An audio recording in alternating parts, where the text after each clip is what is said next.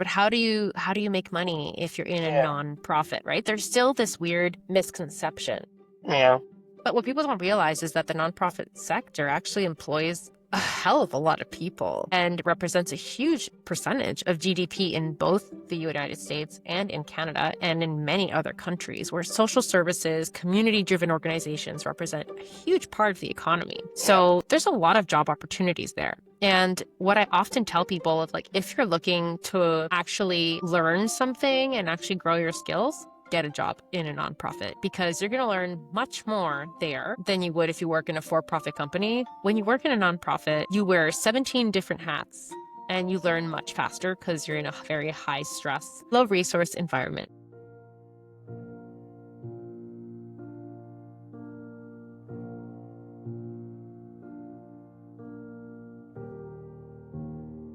Welcome again to another episode of the Business 101 podcast, where we discuss different aspects of building a business and speak to professionals who have successfully built businesses to discuss some of the motivations for starting a business, the strategies that made the business successful or failed in different circumstances. Today on the show, we have a veteran of the nonprofit sector, Katherine Lacefield, with us.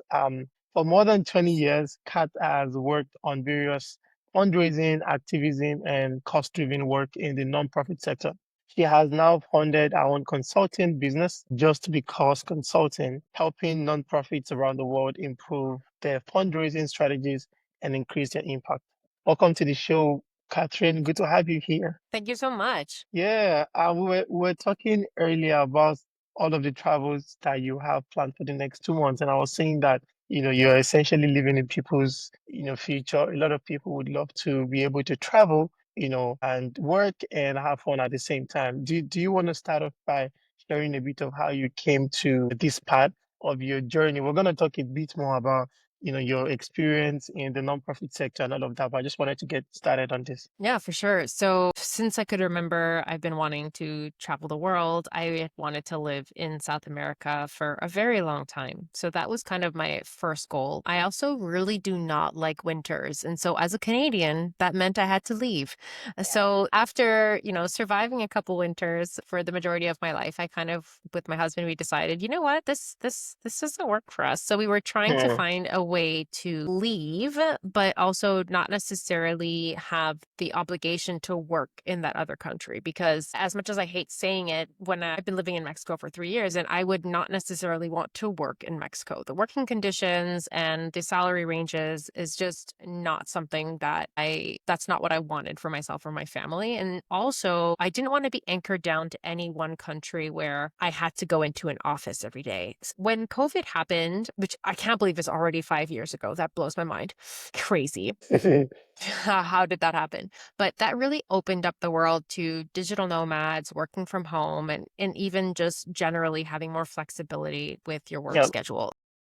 That kind of opened my eyes to, I could do this. Like, I've been working from home for 3 years now. During COVID, when I went from working 60, 70 hours a week to only working 35, I was like, what am I going to do with the rest of my time? So my husband was really pushing me to start a consulting business. And for anyone listening who, is on the entrepreneur's like journey, in the beginning, the first year or two, you're kind of just, you have no idea what you're doing. Like, you don't.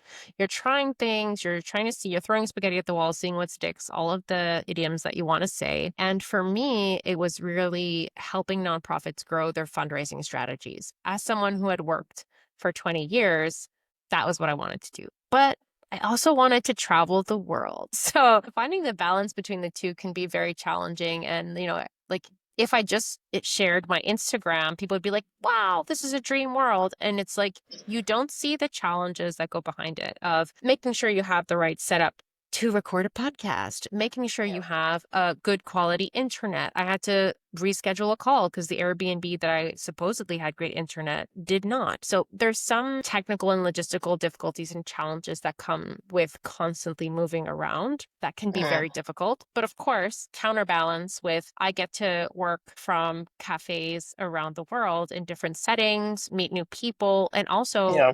I love working with international nonprofits. And so by traveling, I also get to see how are people doing things elsewhere. So it also feeds into my own self-development around being a better nonprofit leader and being a better business person. Yeah. We already started talking or touching on this, and I just wanted to pull a bit more on that string of getting into nonprofit. I mean, you have 20 plus years experience in nonprofit, right? I assume 20 years ago, there weren't a lot of people working in nonprofit. How did you get attracted to this industry? What has kept you in it for 20 years? So, I mean, 20 years ago, there was still quite a lot of nonprofits. It's just that even to this day in Canada, and especially in Quebec, where I'm from, the Mhm. philanthropic and nonprofit sector, people would still ask me, like, What do you mean you work in a nonprofit? Like, aren't you a volunteer?" Like, there's Mhm. still this big misconception. So I was working in an animal shelter at the time. I was 18. I had finally was allowed to work in an animal shelter. I was very excited. And people didn't understand that there were actually employees in the nonprofit sector. But how do you make money if you're in a Yeah. nonprofit, right? There's still this weird misconception. Yeah. But what people don't realize is that the nonprofit sector actually employs a hell of a lot of people and represents a huge percentage of GDP in both the United States and in Canada and in many other countries where social services, community driven organizations represent a huge part of the economy. Yeah. So there's a lot of job opportunities there. And what I often tell people of like, if you're looking to actually learn something and actually grow your skills, get a job in a nonprofit because you're going to learn much more there than you would if you work in a for-profit company where as a junior you'd probably be running coffee for people that are above you and not actually doing what you're supposed to be learning. So when you work in a nonprofit, you wear 17 different hats and you learn much faster because you're in a very high stress, low resource environment.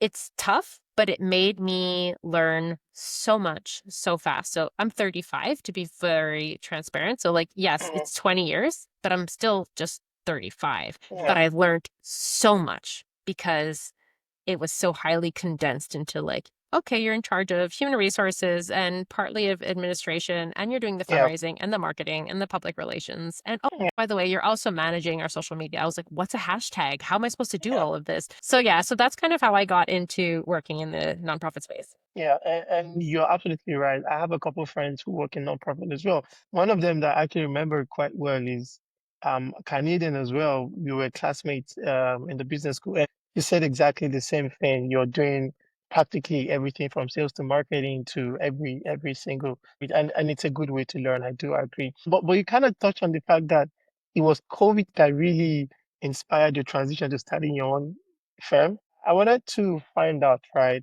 What were those early years of starting out on your own? What did they look like? How did you land your first clients? Can you talk a bit through that? So number one word would be terrifying, would be a good word to say. No, but like half joking here. Well, I was working in a philanthropy research lab. So that was like my stability throughout the whole launch process. So I didn't go cold turkey of like, I'm giving myself 6 months. I have a whole bunch of money and I'm just going to invest all of my time in my company. Like I didn't have Mhm. that. Like I didn't Yeah. have, this was a big risk, but I also had a full-time job that was paying for my basic needs while I was building the company, which made so that in the beginning, it was a lot less stressful, it was a lot less risky. So I had more time to really think through what I wanted to do. How did I land my first clients? I started just sharing within my network, hey, I am launching this. Does anyone need some support? And then friends would tag me, refer me. And for anyone, especially if you're going to be working in the nonprofit space, referrals are going to be your number one source of clients. Why? Because nonprofits have major trust issues. They don't trust people. I mean, people in general have trust issues, but nonprofits especially are very not trusting, and especially with how they spend their money. Because they tend to be in the scarcity mindset of like, these are donations, we have to be responsible. They don't take a lot of risks either. So if you're in that space, your best way of getting clients is to talk to people you know who will then refer people that they know. Building up that network and visibility is number one. And I'm pretty sure that that holds for most like Got it. Got it. Okay, that makes sense. And I know that you have helped a lot number of companies build or even individuals build monthly giving programs. What does that look like? Like, how do you get people to be excited about giving a portion of their money away every month? Like, how do you convince people that that's a good thing to do? Well, if we look at the current economy, statistically speaking, and this is statistics that I found because I actually did a whole talk on monthly giving. In Canada, I'll give you the Canadian statistics because I don't have the American ones close at hand, but the average Canadian has 8 monthly subscriptions. And I'm not talking about utilities or cell phones or anything that's Mhm. like basic necessity. I'm talking about your Face Yoga app or Mm, your Netflix or your Netflix, your Uber One Spotify, or something. Yeah. those like entertainment monthly things. People are used to paying things monthly. We are living in a subscription economy. Why? Because, and this is from, I'm assuming it has the same kind of relationship of why people are doing subscriptions instead of one-time services, is because once it's monthly, people stay for longer. They are more comfortable paying more. And that's why, when you sign up for a service, it's like if you pay annually, you pay less Yes. because a lot of people are going to still pay more if it's in smaller increments because they're like, oh, Yeah. it's easier to handle. It's just $15 It's every just month. $15. I won't notice it. But if you're saving $100 per year, shouldn't the logical thing be to Mhm. just pay once? But no, because people have a monthly budget. We don't Yeah. have an annual budget. That's not how most Yeah. people work. So in donations, it's the same thing. Would you rather us ask you for $500 at the end of the year when you're already buying gifts for your entire family and spending money on turkeys and Christmas dinners? No, I'd much rather ask you, how about instead you give me $35 a month? And that Mhm. way it comes out to the same thing. You still get the same tax deductible receipt. It's a lot easier Mhm. to manage. So it's not that hard to convince from that rational component. But are people rational? No, I don't think. I, I don't think so, especially around causes and donations. What motivates, if people were rational, we wouldn't have world hunger. We wouldn't have discrimination. We wouldn't have a lot of the social problems we have. People are Yeah. emotional as hell.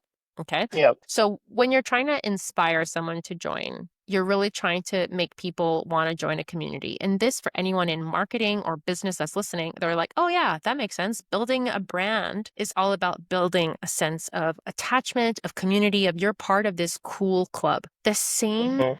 strategies apply in fundraising, but instead of it being of like, if you buy this car, you're this awesome, cool person, it's about saying when you're donating monthly, you're becoming a person that supports XYZ cause. You're being Mhm. someone who stands up for what they believe in. You're becoming someone who becomes proactive and puts their money where their mouth is.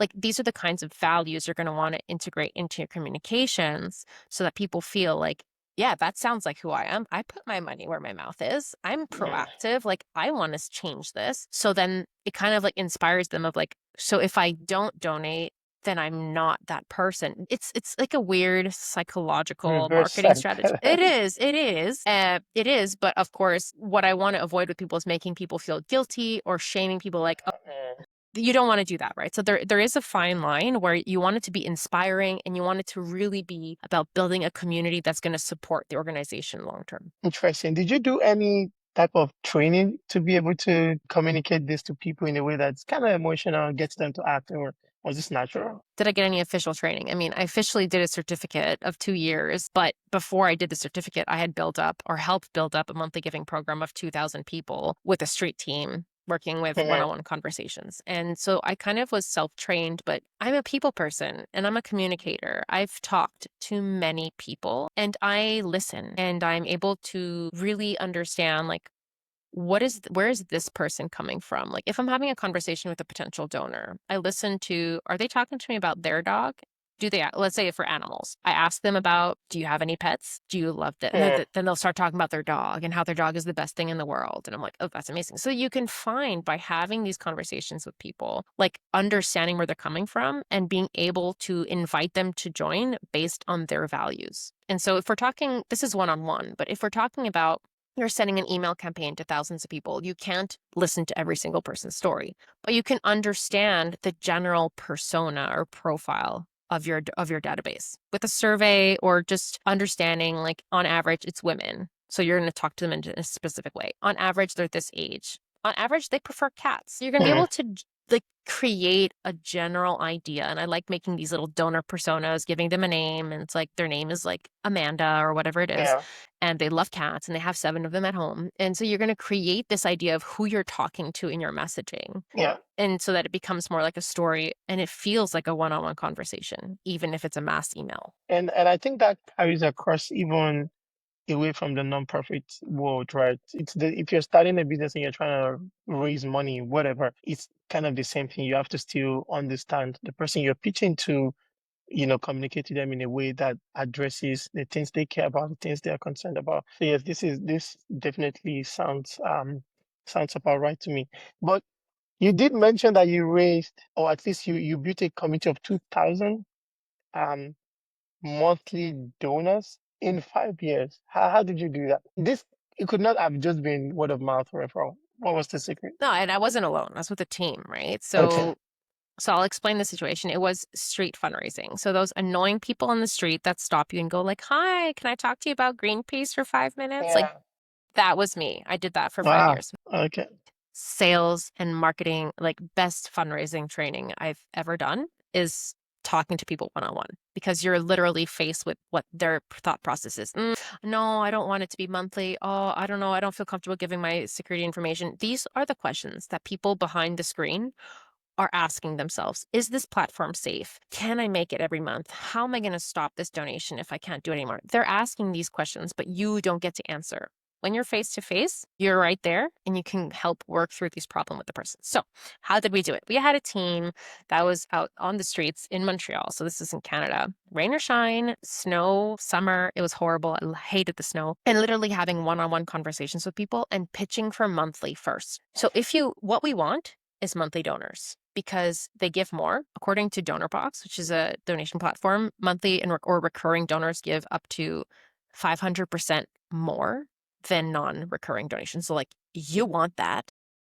And number two, they stay for longer. Some studies show that they give up to 7 to 8 years, whereas non-recurring donors will give usually for under 2 years. So give more and for longer. That's what we want. So you want to pitch your ideal first. And then if they're like, no, sorry, I already have so many, like I have to start saying no to monthly giving now because I'm like, I have too many monthly giving programs. Like I'm going to start giving just my entire salary to donate.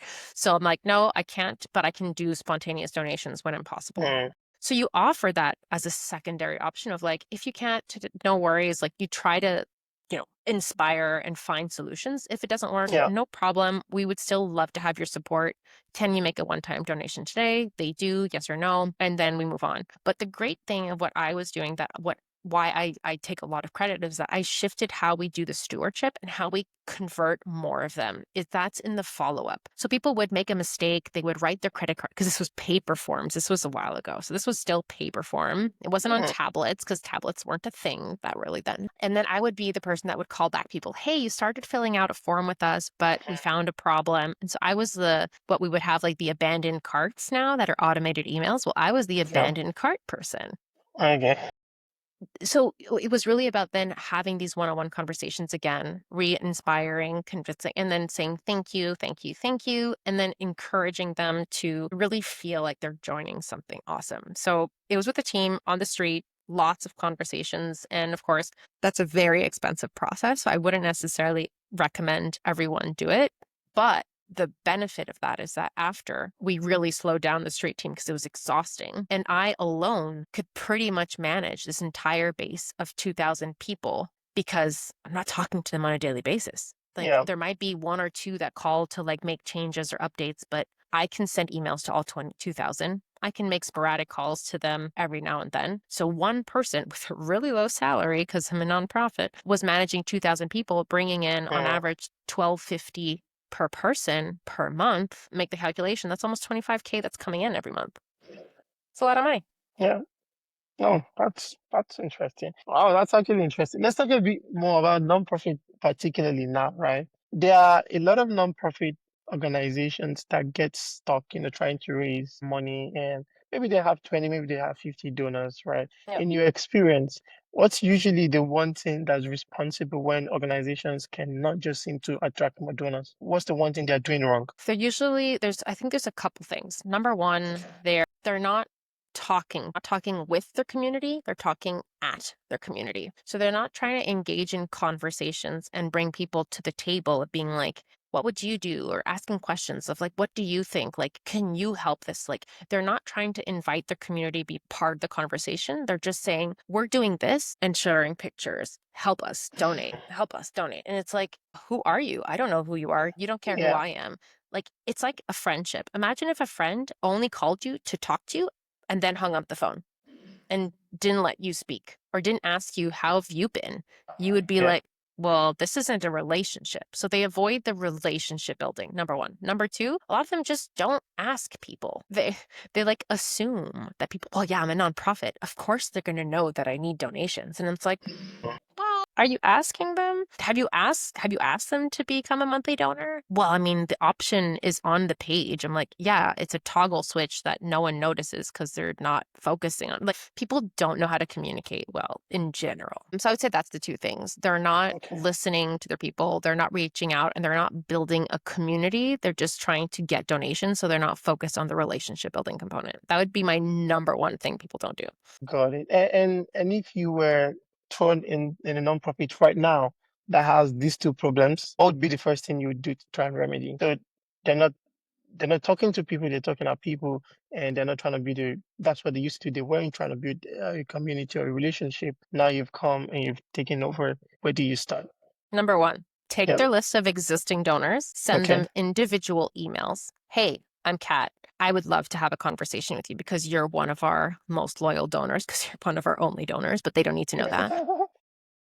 I would love to hear your story. Why are you with us? Why do you support our organization? And I would just put my Oh, Calendly link of like, let's hop on a call. Not all of them are going to say yes, but some of them will. And those people are going to have conversations and understanding what got you interested, what is motivating people. So I'm starting to build who the persona is. And then once you do that, you can start creating content on social media or participating in events where those types of people are going to go. If they're crazy cat ladies, are there any crazy cat lady Facebook groups? On LinkedIn, maybe I'm going to start posting funny things about cats and hashtag crazy cat lady and oh, start reaching out to people that are similar to my donors so I can build my prospective audience. And I'm going to start engage LinkedIn. You know how much amazing research, like prospective searches you can do of like, I'm going to find people that are interested in animal stuff or that are looking for this or following this nonprofit or following this group.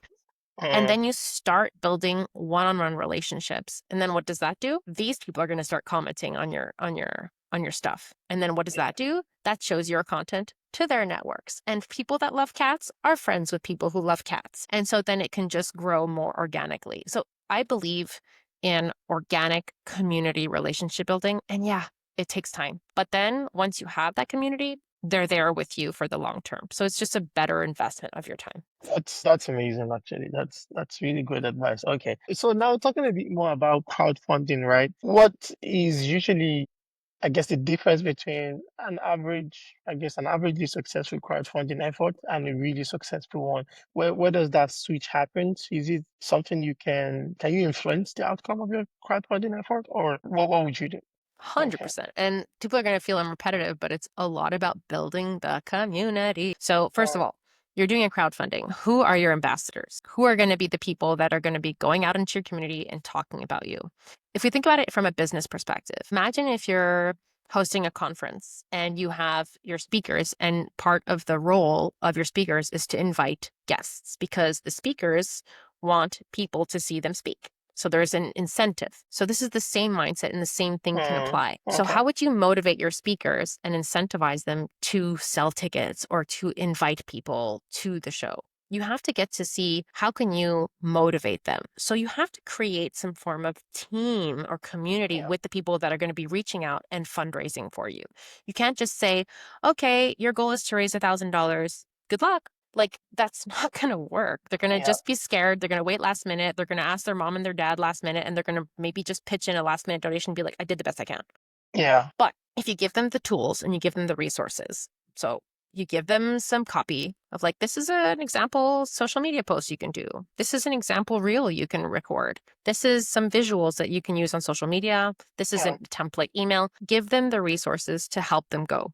Same thing for a conference or for a business. Give them a branded visual that they can just slide in their photo on Canva and then Yep. use it in their social. Like, make it easy for people. Number one. Number Okay. two, I'm a big gamification person. I like soft competition, making games, and encouraging people. So, for example, I just launched a product. This also works for this kind of thing. We did a bundle where I had 22 other consultants and we all put in a digital product, and we were all selling this bundle together. And every consultant got 50% of each sale, went directly to them, and we were just list building all together. So this was kind of a similar like crowdfunding type Yep. of mentality. So what did I do? I created a WhatsApp channel because I know in the States and Canada, we're not big fans of WhatsApp, but it's an amazing platform for this kind of thing. Yeah. I Love agree. WhatsApp. Love it. Anyways, so we created a WhatsApp channel, and every Mhm. day I would either share a funny meme or like say people, all right, guys, today we're at X amount of sales, or like Daniel just made his first sale. Ooh, ooh, ooh, this person's at Mhm. 23. Like, what did you do right? We were sharing and like, what's working for you? What's working for me? Here are some things I tried. Here's an example of a post that got a lot of engagement. I built up support, and we were cheering each other on of like wanting to be successful. And also I would get messages from like our number one sale, like, did I get 30 yet? I'm like, sorry, you're still at 29. Like, it became Two this like more. it Mm. became like a soft competition between us. Self And this competition. the same thing applies for peer to peer. Why don't you Yeah. make, let's say for animals, you have team cat and you have team dog. Who's going to win? Who's going to raise Right. most money? And then it's like, cat people are going to win. And then you can create this soft competition again that is an incentivization to want to win. You can obviously have incentives as well of the team that wins will get this that was sponsored by a company. Or you can offer, like I had incentives of the top seller. I gave them a $200 bonus. Like, on top of the sales, I'm giving you more money. Obviously, in fundraising, like financial incentives are probably not their best bet, but Yeah. offering products that were sponsored or donated to you, or even just like visual recognition of like, you're going to be the fundraiser of the month or something like that. Sometimes that's all that's needed. So, yeah, those are the different ways. That's amazing. Are you a cat person? You keep using a lot of cat I'm examples. not, I mean, my name is Kat, so I feel maybe that's why I do it. Oh, But that works. Okay, that works. no, I'm a dog person. Like, you can, Okay, like, good. I have my dog like tattooed to my Oh, arm. I cool. have two of Interesting. them. No, I'm a dog person. What are the names? So I have Chico, my little French bulldog, and I have Mr. Pickles, who is my Mr. Pickles. That's Mr. bold. I like that. I like that. He's Okay. my little rescue dog from Mexico. So yeah. Well, that's so cool. Mexican dog. Nice. Beautiful. Okay, so let's talk a bit more now about just because consulting, right? Tell me, how do you stay productive and how do you run a consulting business while you're traveling? How do you do that? Lots of coffee. No, I'm joking. I'm joking. I actually don't usually drink coffee. I try to stay only with decaf, or else I get way too Hmm. nervous and hyperactive. How do I stay productive? Well, COVID really taught me how to be productive working from home and how to be able to work in almost any environment. So I can work in a busy coffee shop. I can work in bed. I can work in the middle of the night because I'm in a different time zone. Like, Hmm. I'm very flexible and I'm very adaptable. If not, I really love what I do. Like, sometimes it's tiring, but I think it's really important. If you're going to go the consulting route, if you're going to build up a business and an entrepreneurship, in the Yeah. beginning, you're going to be doing a lot of the work. You're going to be the one offering the services, building the product, doing this customer service. You're going to be doing it all. If you don't like at least the service or the product you're building, especially if it's services, it's going to be rough because you're going to have to do the work and then work on the business, like in and on Hmm. the business. So Yeah. when I hop on a business call with a client, like I get so happy. Like I leave energized. Like I literally WhatsApp text my clients, like, oh my God, we just got our 50th monthly donor. Like, woo, like I love the fundraising component. Hmm. There's some times where I hate part of the work. I'm not perfect. There's some jobs where I'm like, oh my God, I've been working on this prospect list for months and it's just Yeah. not getting where it is and it's just tedious. But I would recommend for anyone listening, like, make sure that you're focusing and doing stuff that you love. If not, even if it makes a bit less money, you're going to probably make a lot more money if it's something you love than something you hate. But that in the beginning has this like, you're going to make tons of money. You're going to hate it and you're going to Yeah. leave and you're going to fail. Hmm. Well, that makes sense. So that's my number one. Love what you do. And also keep on learning. Like, I cannot say how helpful it has been to be part of different communities. I feel like I've said the word community like 300 times on this episode. But there are communities out there for entrepreneurs that believe in peer-to-peer support. I want you to grow as much as I want to grow. And sometimes in part of these conversations, sometimes I'm the mentor where I'm like, this has worked for me. Here you go. And sometimes I'm the mentee where I'm learning from someone. I'm like, I've never launched a product before. How the hell am I supposed to do it? And then they explain it to me. Maybe in 3 years, I'm going to be the mentor for that topic, but you can't be good at everything. So Yeah, surrounding yourself with people that can help you grow and that you can give back to, and it becomes a two-way exchange are great. So seeking out spaces and communities where you can have these exchanges, I think is really important to stay productive and stay motivated as an entrepreneur, especially in the beginning. that's valid. And yeah, that's amazing. That's amazing. Well, you spoke a bit about your fundraising efforts, right? Have you had a flop fundraising idea? Of course. Of course. Idea? All my ideas are Well, amazing. okay. Okay. I hear No, you. no. There's obviously some factors that come into play, and I'll share an example of it. One of my recent clients, actually the one I'm going to see in Kenya in 2 weeks. Okay. So she's a charity. She's registered in the U.S. She has all her heart, like from a program perspective, what she's doing in these communities is insane. Like with $1,200, this woman created a 2-day medical camp that helped hundreds of children get access to a doctor who are walking like 20 kilometers to come see this medical camp. $1,200. That's nothing, nothing. But because she's mostly in Kenya, she doesn't have the ability to build up as much of a community in the United States where she'd be able to really grow her supporters system. So there are some external challenges that make it very difficult to start from scratch when the founder or the head person of the organization is doing all of the things. So I'm like, yeah, spend more time on social media. She's like, I can't. Just don't have the time. I just don't have the time. And she doesn't have a team helping her support. So she's constantly changing. So there are some organizations that are just much more challenging. We ended up getting her someone who donated $7,000. So like I was Oh, able that's to amazing. help her have these conversations, and she's still very happy. She's like, I learned so much. But there's definitely some causes and some circumstances that make it very difficult. She's also a bit older. So there's also like some age differences. And also she lives in a different time zone. I have Yeah. noticed since being in Mauritius, like I'm ending my day when everyone is starting their day. Starting So there. the conversations end up being cut because someone will respond Yeah. and I'm sleeping and then I respond in the morning. You know what I mean? They're So like sleeping. Yeah. there's some like logistical topics that don't seem to work as well. And of course, sometimes like I'm not perfect. Like sometimes I don't make the right ask or we don't communicate it well. So I've learned a lot over the last 5 years, but my promise to myself is if a strategy that I, let's say, got paid for doesn't work, I will find a solution and implement an alternative for free and try to at least make up what they spent on me for sure, as much as possible, and make sure that they're exploring a solution that is successful for them for the future. So that is something Which that I, as much as possible, try to do. If they have their own capacity to implement it, I will support them in changing things up to make it a winning strategy. that's very noble. That's very For me, that's my reputation. I want to make sure that this client will leave a positive testimonial and will be able to say, like, yeah, I'm not perfect. I can admit to that. I don't have the solutions to everything. And if I'm unable to help you, I will find something else or give you a discount or do something to make it so that you feel like I'm respecting your time and your cause. I respect that. I respect that.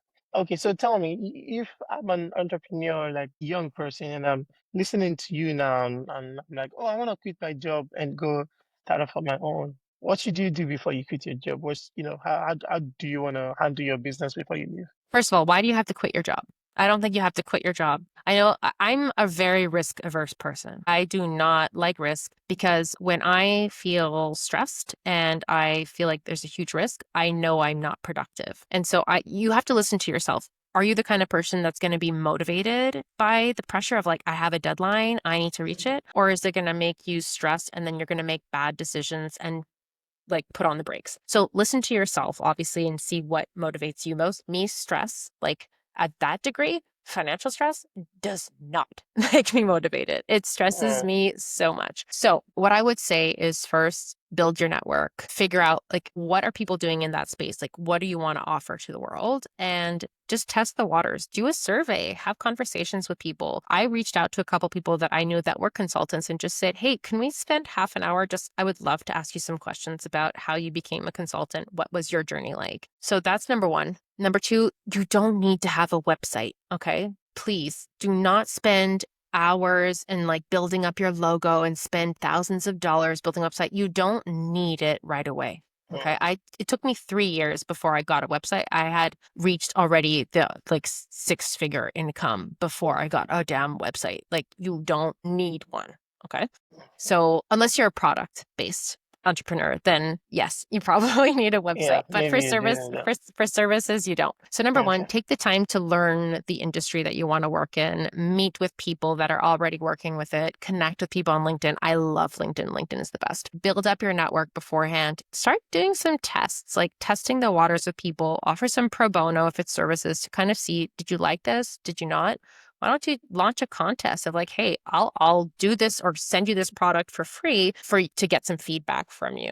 Testing, testing, testing. And then of course the relationship building, reaching out to people you know to refer you and try to get out there as much as possible. That's the number one, because that's the hardest part, building the people around you that are going to support you. Yeah, I think that's the hardest and the thing that takes the longest. And so while you still have a job, you still have money coming in, that's what you should be building before you take the leap to quit your job and like launch yourself into your venture. that's amazing. That's amazing. And do you work with for-profit organizations? Do you have some of them, who donate to causes? Like, do you have them as clients? I don't, and that's not because I wouldn't want to, because it'd be so much easier because they usually have money. So it's a lot easier to Yeah. get them on board. Bigger But budget. they really do. But it just hasn't been my focus. Does that mean that it's not something I want to explore down the road? That no, I would love to. I would love to work more with grant making organizations because I actually worked in that for 5 years in a research lab on philanthropy. So I would love to, but I'm so good at fundraising that that's what I realized came to me organically. And that is also a great thing to pay attention to as a new entrepreneur. What comes to you easily without you having to force? Who is coming and asking you things without you having to ask for them? That is how I decided on what I was going to offer as a service, is that I didn't have to fight for people to come and ask me Mm, to help them with their granting or help them with yeah, building their fundraising. If I have not had one client in 5 years of a corporation coming and talking to me and being like, hey, I'd love for you to help, it's because that's not what my network you're is. strong. So it would take me a lot more effort to build up that new niche and to put more energy into something that, so I think that's something to listen to, what cheesy as this sounds, like listen to what the universe is bringing to you. Like it Mm, really is. And to find that alignment, it can be a really time saving and effort yeah, saving journey to just see what's working for you naturally and that makes organically. sense. That makes sense. And Kat, if you were to publish a book about fundraising, right, what would you call it? And what would be the biggest lesson in that book? So I'm actually thinking of writing a book, and I have a plan for writing a book, and I already Excellent. know what I'm going to Okay. write the book on. It's actually very much focused on not just fundraising, but more specifically fundraising for animal and environmental organizations, because it's a Okay. very different sector. Because I think you need to, another big tip for entrepreneurs, what the hell is your niche? You have to figure out, like, yes, you can do all the things, and that doesn't mean you have to stop doing all the things, but what are you really good at? So that people can get you that you're that person. I'm animal fundraising person. That is the title that I have. When people think, oh, you're an animal nonprofit and you need fundraising, cat. I want to be Mm, that person, the number one person that people think about for a specific need, because then they're going to refer all of those people to me. So figuring out your niche. So if I were to write a book, it would probably be called, and this is actually the title of an article that I already published in a journal, and it's called Philanthropy, Sorry, Humans Only. And it's all about how philanthropy and fundraising has very much been built around the term philanthropy, which is literally love of man, which is all about mm, humans. And so how do we start fundraising for non-humans, which is animals in the environment, the mm, conflicts that might bring up, and how can we switch the thought process? Because a lot of animal people are also crazy in many ways and they hate people. And I'm like, that needs to change. So it's a lot about mindset around how to approach people, how to build a community that's going to support you, that you don't seem like a crazy cat lady or a Yeah. crazy dog lady, and that you're Yeah. bringing people around the table. And then obviously, I would focus on sustainable fundraising strategies that will build long term recurrent support and not just like, oh my God, there's an emergency. Please donate to us. Like, you will get blocked on Facebook, as happened to one of my clients. Like, you have to be careful about how you show up in the world because more and more we are being regulated on how we communicate with the world. So that would be my book in a nutshell. Okay. Oh, interesting. And final question, Kat. What's next for you? Is it the book? Is it trying to land a What's corporate next? client? What's next? What's next? So definitely Aside the your book. travels. Continue traveling. No, Okay. number one is the book. One of my goals was to do it by 35. So I'm 35 literally since last week. So now my new goal is like, well, I said 35, but I'm technically still 35 for. Yeah, definitely. So that's my goal. Number two Okay. is a TED Talk. I would absolutely love, like, I consider myself a good speaker. I've been getting onto conferences. I think I have a good flow. I've gotten really good feedback from talks. I think TED Talk would really elevate me to the next level and become that person that, like, I'm an expert in non-human philanthropy or animal-focused philanthropy. That's who I want to be. And of course, that would open to number three, which is being invited to different parts of the world. And so I can travel for work and get paid to do that. So that's number three. Amazing. Well, listeners, if you happen to be looking for someone to come speak at a fun event about animals in Chile or Madagascar, Anywhere. Kat is your person. I'll come. I'll come. I'll be there. Perfect. Thank you for coming on the show, Kat. It was really fun to talk to you. It was. And for anyone listening, if ever you liked it, I also have a podcast myself called the Just Because Podcast, where I talk more about this. So if you were looking for free resources about fundraising, especially for animals, don't hesitate to check it out. It'd be my pleasure to share the knowledge Yep. even more. Perfect. We're going to leave a link to the podcast in the description. So please check that out as well. And yep, it's been fun talking to Kat. See you in another episode of the Curious Case podcast.